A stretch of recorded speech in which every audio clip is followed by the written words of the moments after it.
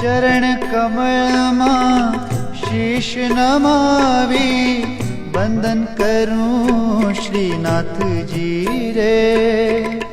ચરણ કમળમાં શીશ નમાવી વંદન કરું શ્રીનાથજી રે.